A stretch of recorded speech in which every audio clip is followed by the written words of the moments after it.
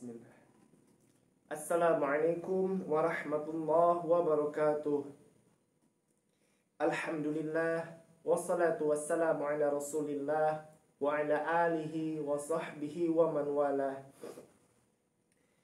Rabbi israh li sadri wa yassir li amri wahlul 'uqdatam min lisani yafqahu qawli. Amma ba'du. Hadirin yang dirahmati Allah Subhanahu wa taala, dalam video ini insyaallah kita akan membahas makhluk Allah, jin dan iblis. Dalam video ini ada dua tema yang kita angkat, yaitu pertama, iblis adalah bagian dari jin. Yang kedua, sifat iblis dan bala tentaranya. Insyaallah kita membaca dan membahas tema ini dengan harapan ilmu kita menjadi lebih dalam, lebih luas tentang siapa jin dan iblis itu. Dan semoga kita semakin cinta, ridho dan takut pada Allah Subhanahu wa taala, dan lebih merindukan Nabi Muhammad sallallahu alaihi wasallam, karena beliaulah yang telah mengajarkan kita, menyampaikan kepada kita Al-Quran dan hadis. Semoga Allah mudahkan. Kita mulai. Bismillah. Jin dan iblis. Kata jin itu berasal dari kata janna sya'i yajunnuhu, yang bermakna satarohu atau menutupi sesuatu. Jin berarti sesuatu yang berkonotasi tersembunyi atau tidak terlihat. Jadi jin itu disebut dengan jin karena keadaannya yang tersembunyi. Menurut Islam, jin adalah salah satu ras makhluk yang tidak terlihat dan diciptakan dari api. Dinamakan jin karena ia tersembunyi wujudnya dari pandangan mata manusia. Itulah sebabnya jin adalah dalam wujud aslinya tidak dapat terlihat mata manusia. Kalau ada manusia yang dapat melihat jin, maka jin yang dilihatnya itu adalah jin yang sedang menjelma dalam wujud makhluk yang dapat dilihat mata manusia biasa.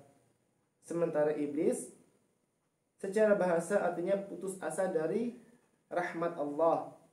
Para ulama berbeda pendapat tentang asal mula iblis. Ada yang menyebut iblis berasal dari kalangan jin, ada juga yang menyebut iblis dari golongan malaikat. Ketika dia kafir, maka dia pun terusir dari rahmat Allah dan dijauhkan. Ibnu Katsir lebih cenderung menyebut iblis bukan termasuk golongan malaikat, tetapi dari golongan jin. Dan Al-Hasan Al-Basri mengatakan, iblis sama sekali bukan dari golongan malaikat. Iblis adalah cikal bakal jin, seperti halnya Adam adalah cikal bakal manusia. Itu prolog ketika kita masuk dalam tema jin dan iblis. Sekarang kita masuk kepada tema iblis adalah bagian dari jin. Di dalam Al-Quran, pembahasan tentang iblis bagian dari jin ada di dalam Quran surah Al-Kahfi, surah ke-18 ayat 50. Langsung kita bacakan terjemahannya. Dan ingatlah ketika kami berfirman kepada para malaikat, sujudlah kamu kepada Adam. Maka mereka pun sujud kecuali iblis. Dia adalah dari golongan jin. Maka dia mendurhakai perintah Tuhannya. Pantaskah kamu menjadikan dia dan keturunannya sebagai pemimpin selain aku, padahal mereka adalah musuhmu? Sangat buruklah iblis itu sebagai pengganti Allah bagi orang yang zalim. Lalu ada hadis yang menjelaskan iblis adalah bagian dari jin, yaitu hadis riwayat Ahmad dari Aisyah radhiyallahu anha berkata, Rasulullah sallallahu alaihi wasallam bersabda, malaikat diciptakan dari cahaya dan jin diciptakan dari suluh api, sedangkan Adam diciptakan dari sesuatu yang telah dijelaskan kepada kalian atau tanah. Itu adalah pembahasan iblis adalah bagian dari jin. Jadi iblis bukan dari golongan malaikat, tetapi iblis adalah golongan dari jin. Berdasarkan dalil yang kita dapatkan dalam surah Al-Kahfi ayat 50 dan hadis riwayat Ahmad.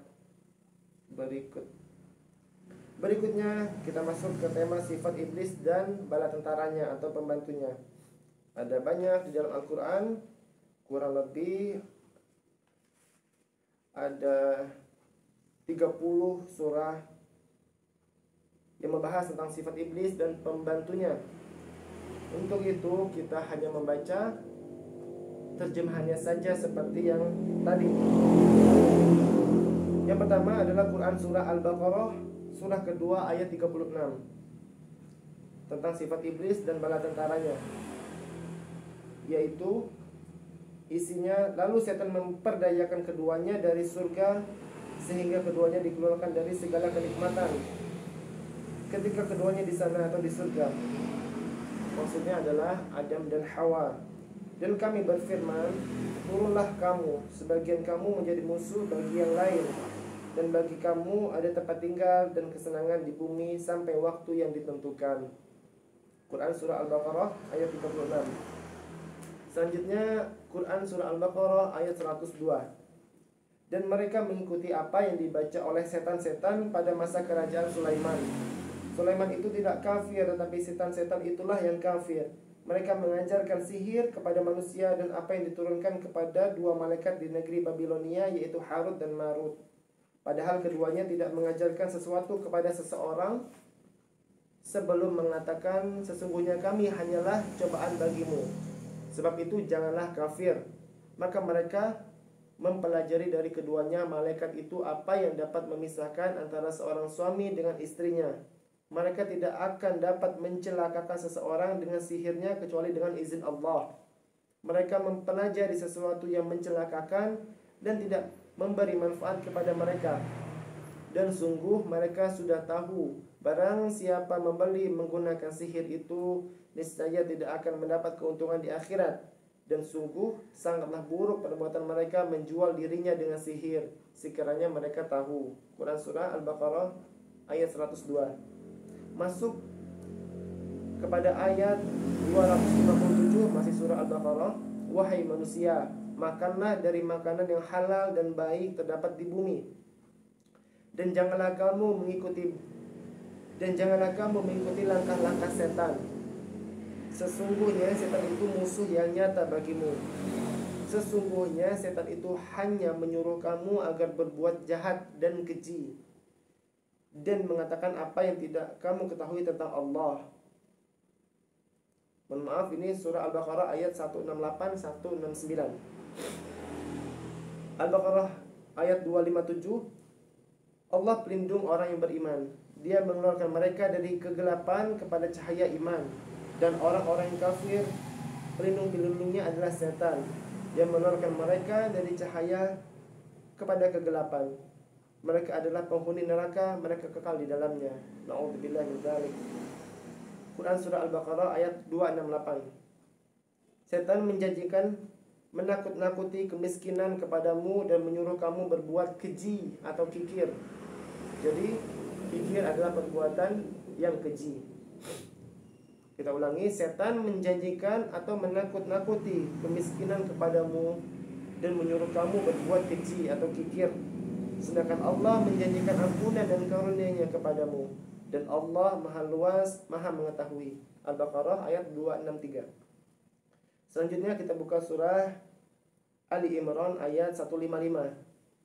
Sesungguhnya orang-orang yang berpaling di antara kamu ketika terjadi pertempuran atau pertemuan antara dua pasukan itu, sesungguhnya mereka digelincirkan oleh setan disebabkan sebagian kesalahan dosa yang telah mereka perbuat pada masa lampau. Tetapi Allah benar-benar telah memaafkan mereka. Sungguh Allah Maha Pengampun, Maha Penyantun. Quran surah Ali Imran 175. Sesungguhnya mereka hanyalah setan yang menakut-nakutimu dengan teman-teman setianya. Karena itu janganlah kamu takut kepada mereka, tetapi takutlah kepadaku jika kamu orang-orang yang beriman. Jadi hadirin yang dirahmati Allah Subhanahu wa taala, dari beberapa ayat yang telah kita baca bahwa jin itu terbuat atau adalah golongan dari jin yang terbuat dari api. Iblis terbuat dari api. Mereka dari golongan jin. Lalu mereka dan bala tentaranya itu hanya menakut-nakuti manusia, tidak dapat memudaratkan dan tidak dapat memberikan kita manfaat. Lalu Allah menyuruh kita untuk kita melawan mereka karena mereka adalah musuh nyata kita. Dan Allah menjanjikan karunia yang luas untuk kita jika kita melawan iblis dan bala tentaranya. Janganlah kita mengikuti langkah-langkah iblis dengan melakukan perbuatan keji seperti kikir dan lain sebagainya. Kita masuk kepada surah Ali Imran ayat 175. Sesungguhnya mereka hanyalah setan yang menakut-nakuti kamu dengan teman-temannya. Karena itu janganlah kamu takut kepada mereka, tetapi takutlah kepadaku jika kamu orang-orang yang beriman. Quran surah An-Nisa ayat 38. Dan juga orang-orang yang menginfakkan hartanya karena riya dan kepada orang lain ingin dilihat dan dipuji, dan orang-orang yang tidak beriman kepada Allah dan kepada hari kemudian, barang siapa menjadikan setan sebagai temannya, maka ketahuilah dia atau setan itu adalah teman yang sangat jahat. Na'udzubillah min dzalik. Setan hanya bisa menakut-nakuti manusia, teman-teman hadirin. Jadi janganlah kita takut ataupun terlena ataupun termakan godaan syaitan, karena dia tidak dapat memberikan kita mudarat, apalagi memberikan kita manfaat. Jadi janganlah kita takut terhadap waswas syaitan dengan kita menjadi orang yang kikir, dengan kita menjadi orang yang jahat, atau menjadi orang yang sunatullah. Semua perbuatan-perbuatan jahat itu kita tidak suka, dan orang-orang masyarakat umumnya tidak suka. Sehingga apapun yang tidak kita sukai, yang sunatullah masyarakat umum tidak sukai, yaitu perbuatan jahat seperti zina, mencuri, ataupun memukul, emosional, suka marah, tadi kikir dan lain sebagainya, itu adalah waswas syaitan yang dia hanya menakut-nakuti kita. Apabila kita tidak melakukan itu, kita menjadi miskin, kita menjadi kalah, kita menjadi tidak punya kedudukan, kita menjadi tidak hebat di mata manusia yang lainnya. Itu hanyalah was-was saja. Itu hanya menakut-nakuti kita saja, yang padahal tidak. Allah menjelaskan di sini bahwa jin adalah jin dari setan dari kalangan jin ini adalah musuh yang nyata bagi kita. Iblis adalah musuh yang nyata bagi kita. Jadi kita tidak perlu takut, tidak perlu khawatir terhadap was-was itu, yang mana Allah menjanjikan karunia yang besar dan ampunan besar terhadap kita yang terlepas daripada godaan jin. Selanjutnya kita masuk saja kepada hadis yang menjelaskan tentang sifat iblis dan bala tentaranya. Karena di dalam Al-Quran adalah sangat banyak yang menjelaskan tentang sifat iblis dan bala tentaranya, yang insya Allah saya akan tuliskan di dalam kolom deskripsi surah-surah yang membahas, yang bisa kita jadikan dalil dalam pembahasan sifat jin dan bala tentaranya. Sekarang kita masuk kepada hadis yang membahas tentang sifat jin dan bala tentaranya, yaitu hadis riwayat Muslim. Jabir radhiyallahu anhu berkata, Rasulullah sallallahu alaihi wasallam bersabda, sesungguhnya iblis meletakkan singgasananya di atas air. Di sini sahabat hadirin yang dirahmati Allah Subhanahu wa taala, dikatakan bahwa iblis meletakkan singgasananya di atas air. Tentu saja ini bukan air yang sebelumnya kita bahas, yaitu air pancaran dari surga Firdaus, tetapi ini air di muka bumi, entah di mana, wallahu alam, di lautan mana ataupun air mana. Tapi Rasulullah Shallallahu Alaihi Wasallam telah mengatakan bahwa iblis meletakkan singgasana atau istananya di atas air. Lalu iblis mengirim bala tentaranya. Setan yang kedudukannya paling rendah bagi iblis adalah yang paling besar godaannya. Jadi sahabat hadirin yang dirahmati Allah Subhanahu wa taala, bagi iblis setan yang godaan yang paling besar adalah setan yang derajatnya paling rendah di matanya iblis. Karena bagi dia setan yang godaannya sedikit tetapi powerful itu adalah jauh lebih tinggi derajatnya. Jadi kita jangan mau kalah dengan godaan setan yang besar, karena itu adalah setan yang rendah derajatnya.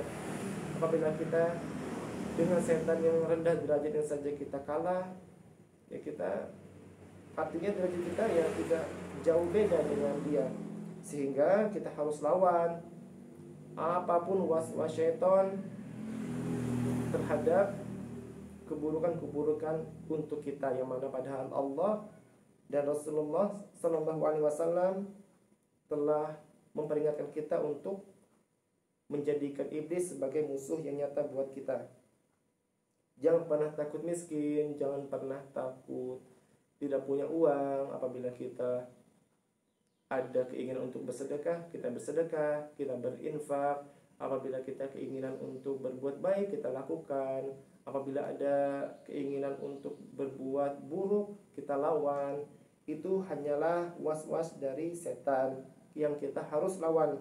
Karena godaan yang terbesar dari setan itu adalah dari setan yang derajatnya paling rendah di mata iblis. Sehingga kita harus lawan mereka semua.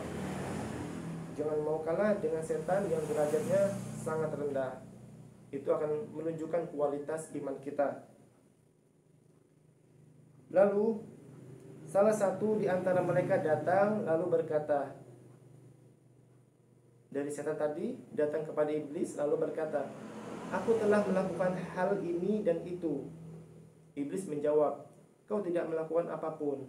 Maksudnya setan ini telah melakukan, membuat orang mencuri, membuat orang berzina, membuat orang menjadi pelit, dan lain sebagainya, keburukan-keburukan yang sunatullah masyarakat umum tidak menyukainya.